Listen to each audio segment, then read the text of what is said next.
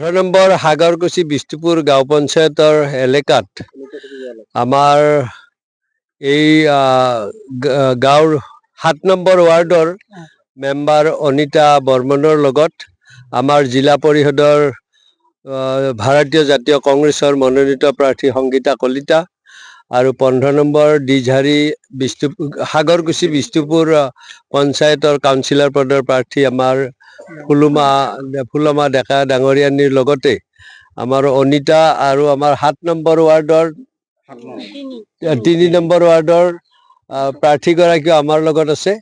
আমি ঘৰে ঘৰে আহি আমাৰ যুৱ নেতা যুৱ কংগ্ৰেছৰ বিভিন্ন দায়িত্বত থকা আমাৰ সত্যেন দাস ডাঙৰীয়াৰ লগতে আমি বিভিন্ন ইয়াত জিলা পৰ্যায়ৰ ব্লক পৰ্যায়ৰ মণ্ডল পৰ্যায়ৰ আমি কৰ্মীবিলাকে ঘৰে ঘৰে গৈছোঁ আৰু ৰাইজৰ সঁহাৰি পাইছোঁ। আনকি এটা কথা ক'বলৈ ভাল লাগে, নকলেও ভাল আছিল, কিন্তু সংক্ষেপতে কওঁ মই যে এগৰাকী প্ৰাৰ্থীৰ ঘৰত গৈছিলোঁ আৰু প্ৰাৰ্থীগৰাকীৰ ঘৰৰ মানুহেও কৈছে বোলে উপায়তো নাই বাৰু, মোৰ বোৱাৰী উঠা পদটোত নিদিওঁ, কিন্তু বাকীত আমি বিবেচনা কৰিম। তেনেকৈ কোৱাৰ ফলত আমাৰ মনটো সঁচাকৈ ভাল লাগিছে আৰু ৰাইজে দেখিছে। আমি কেইটামান ফটো তুলি আনিছোঁ এইখন গাঁৱৰ কেইটামান পৰিয়ালৰ, যে যদিও কয় সবকা সাথ সবকা বিকাশ বুলি, সেইটো আচলতে তেওঁলোকৰ শ্লোগান আৰু সেই সাহসীয় দলৰ শ্লোগানটো এতিয়া কামত নোহোৱা হৈছে। কাৰণ আমি বহু ফটো আনিছোঁ এনেকুৱা পৰিয়ালৰ যিয়ে আজিলৈ চৰকাৰী কোনো সুবিধা পোৱা নাই, কিন্তু তেওঁলোককো অৰুণোদয় দিম বুলি কৈ নিৰ্বাচনী সভালৈ লৈ গৈ আছে। আজিৰ দিনটোত মন কি বাত অনুষ্ঠান হৈছে।